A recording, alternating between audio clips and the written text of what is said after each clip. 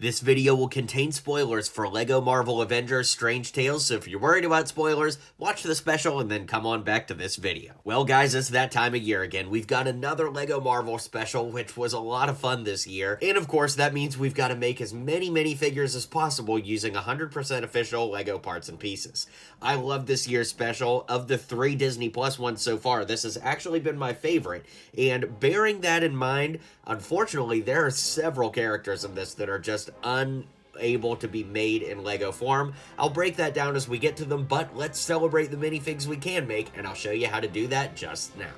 Alright, we'll kick things off at the beginning with Marion. Now, I think this is a great representation of the minifigure, bearing in mind that the pieces that are shown for this minifigure in the actual show literally do not exist. So we're getting as close as possible. For example, she has the beanie and hair combo, but in the show, it's a different beanie color and she has black hair. So this is the closest I could get to that combo, again, only using official LEGO parts and pieces.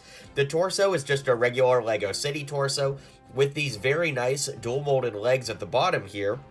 Really enjoy the accuracy there with the yellow boots. Then, of course, I made sure that the hands match the head, which comes from the Pharrell Williams Over the Moon set. And then I actually built her little selfie stick here using one of the phones from Hidden Side to get the accurate color. And then using the exact same build that we see in the movie. But, of course, those pieces I'm almost certain don't exist in those colors. So this is a minifigure that I'm trying to get as close as possible using pieces that literally do not exist in real life. Along those lines, we have Magneto and the Brotherhood of Mutants, and of the 4, Magneto is the only one that can actually be realistically built. That is because the Magneto in the show is the exact one that comes in the X-Men Mansion set, so might as well just go ahead and use him. But for a big fig like Juggernaut, there's literally no way to customize that using the purist method, and even Sabretooth and Pyro, while really cool designs, just aren't able to be made using the purist method, unfortunately. So hopefully we get all those minifigs someday, but as of right now, not able to be made. Thankfully, as we meet the Avengers, all of them are able to be made because most of them are just the actual official minifigures. In the case of the Captain Americas, we have the 2012 style Captain America from like Avengers Tower and more recent sets like that. And we have the Sam Wilson Captain America from Brave New World. Of course, I did swap out his shield to be more accurate with the MCU, but both of them realistically would probably have that shield to, be as movie accurate as possible in this sense, but MCU accurate. You gotta have this shield from Sam from the CMF series. Along similar lines, we have Black Panther and Thor, both of which are available in sets as of the time this video is being made. And of course, that's because, they want to obviously have a kid see this thing and go, oh, I want Black Panther. And then you can go to the store and get this Black Panther right now. So it is nice that, these can definitely be made and don't really require anything crazy, but really like this one. And we'll keep moving on. For Iron Man and Black Widow, once again, it's a very similar story using the official minifigures from the sets that are currently or recently out now.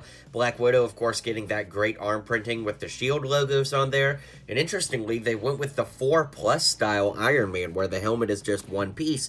And if you wanted to put some spiky black hair on there for the scenes where Tony has his helmet off, you certainly could. But I was very interested to see that they went with the 4+ Iron Man over any other version that's out right now. So that was an interesting and honestly kind of cool choice. Of course, LEGO knows that kids love the Hulk, so Hulk is always going to show up in these specials, and they use a very interesting color scheme where he's like a light green with this color purple pants, and unfortunately, we've never gotten that Hulk exactly, so this one from a 4+ set back in like 2020 or so is definitely the best option for these Disney Plus specials to get the Hulk to look as accurate as we see him in the movies.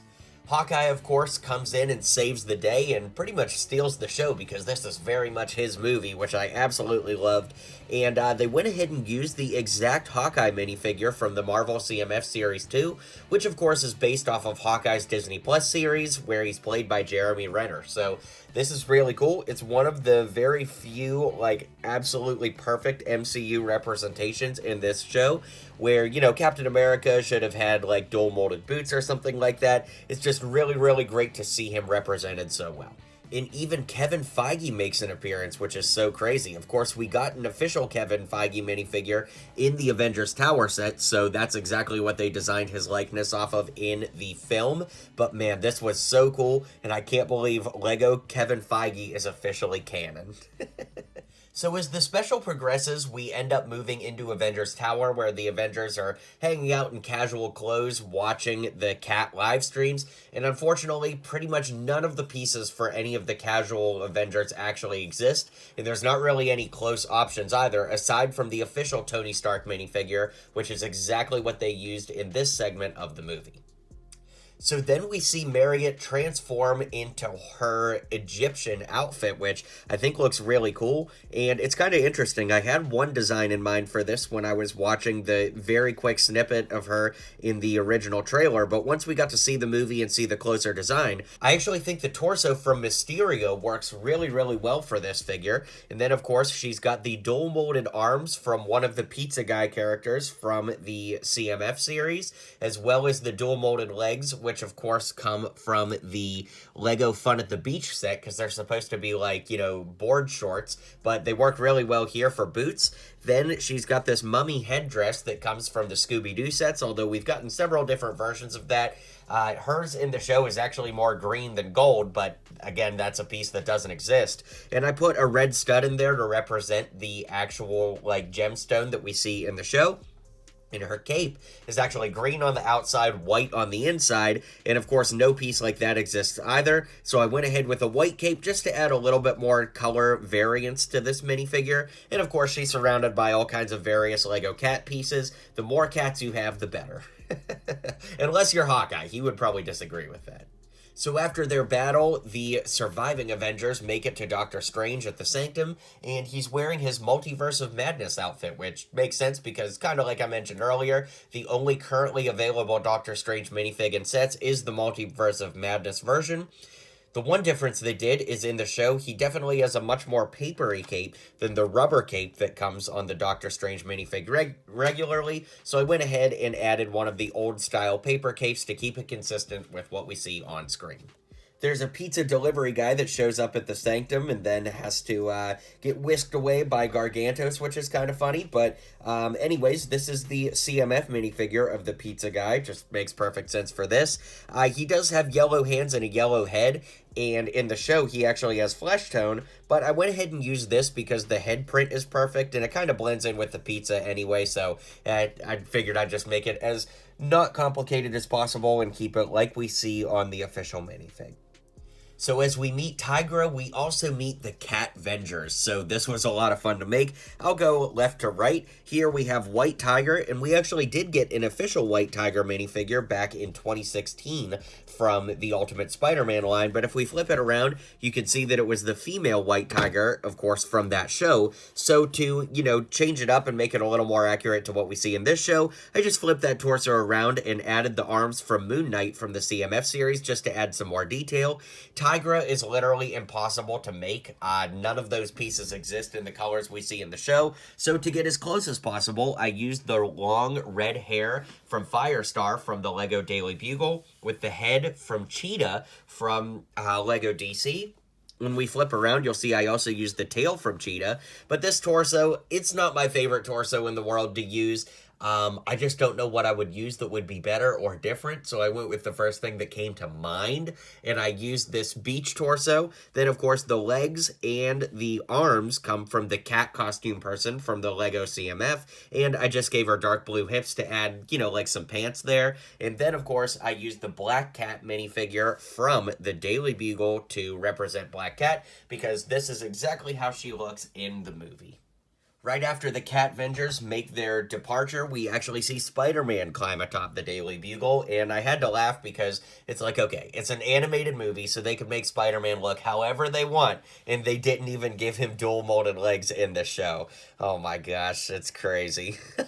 It's just a meme, you know, because in LEGO Marvel, we rarely get leg printing, we rarely get dual molded legs, so it makes me laugh that even in a, you know, movie where they could literally make him look however they want, he still doesn't even get any leg detail.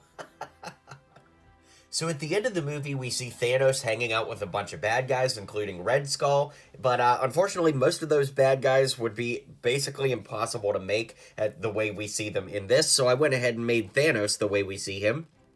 This is the most recent version of Thanos from Endgame, but of course he has the Infinity Gauntlet, but as we know, his gauntlet was filled with coal, so, I just took out all the Infinity Stones and made it empty, because that's probably a better representation. And I should mention, too, that we also got the villain Sphinx, of course, using that red gemstone, but literally he would be impossible to make, too, so I'm sorry that so many of these characters literally are impossible to make, but there is one guy left that we can make. And that guy is Santa Claus, who shows up to the bad guy's cabin and basically fights them all. Now, Santa is actually a mutant in Marvel Comics, so it is canon that he could probably go toe-to-toe with all of these bad guys. And of course, this Santa is just the regular minifigure Santa with a little toy bag here, tan hands, and then I actually used Thor's head underneath, just as kind of like a fun wink and nod that, it's a Marvel show. So, with that being said, we'll round this out and call it a day. Alright guys, thanks for hanging out today. Be sure to hit like and subscribe, and I'll see you guys on the next video.